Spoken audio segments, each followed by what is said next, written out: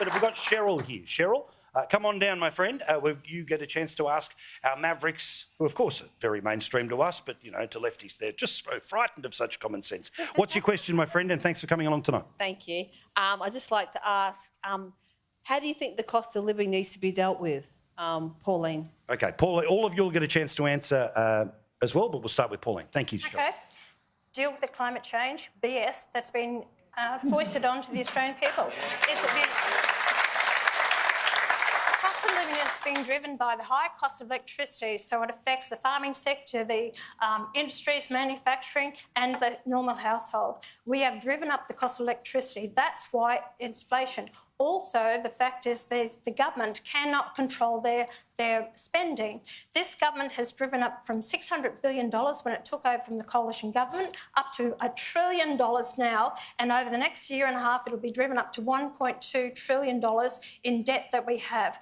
It's overspending. They can't manage the country. They're absolutely bloody hopeless as far as I'm concerned. This government needs to go. All right. Bob, cost of living, Qatar Australia Party, how do you deal with it? The markup on food from a basket of items we took is 200%. It was 100% when Woolworths and Coles had 68 and 72%. No country in the world has the concentration of market power that Woolworths and Coles have in Australia. Whilst you've got two people to sell food to, two people to buy it off, you're going to get screwed, and you're getting screwed on a grand scale. My potato farmers get paid 90 cents. You pay $3.95. I mean, for the humble potato. Fuel. Brazil, one of the most advanced industrial countries in the world now. Brazil is filling up their petrol tanks for $1.09. You're filling up for $1.91 because they get ethanol and you haven't. And also, you buy all your fuel from overseas. Every litre of fuel comes from overseas. In 1992, we were self-sufficient in fuel. And finally, electricity. I was the energy minister. There is no justification for $1,000 a year, and it's $3,300 a year. What did they do?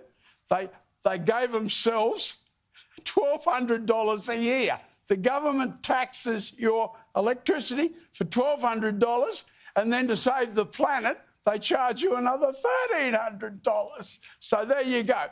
On fuel, food and electricity, there's massive savings for a government that does the right thing by their people. And that is not happening now. Good stuff. Matt? We know this is front and centre for lots of people.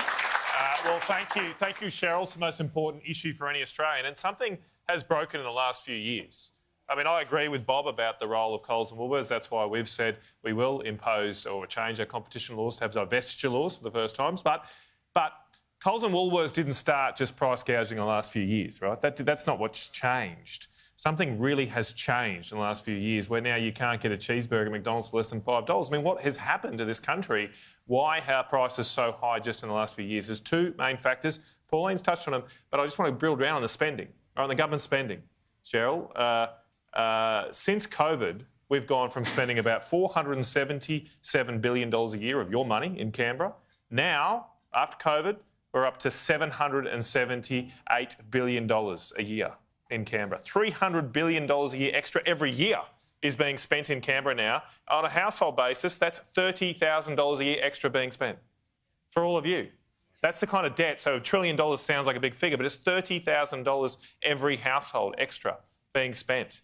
This is not sustainable. We have to scale that back. And then the other thing is the energy. We've just lost control of this. We've walked away from cheap coal-fired power. That's our cheap energy source. We've shut those coal-fired power stations down. Price has gone up. You know, over this campaign, it's a 5-week campaign, right? China's building 2 coal-fired power stations a week. So they're going to open 10 coal-fired power stations while we're all debating about doing more batteries, wind and solar. It is a joke and it needs to change. Righty-o. Lovely to see you, mate.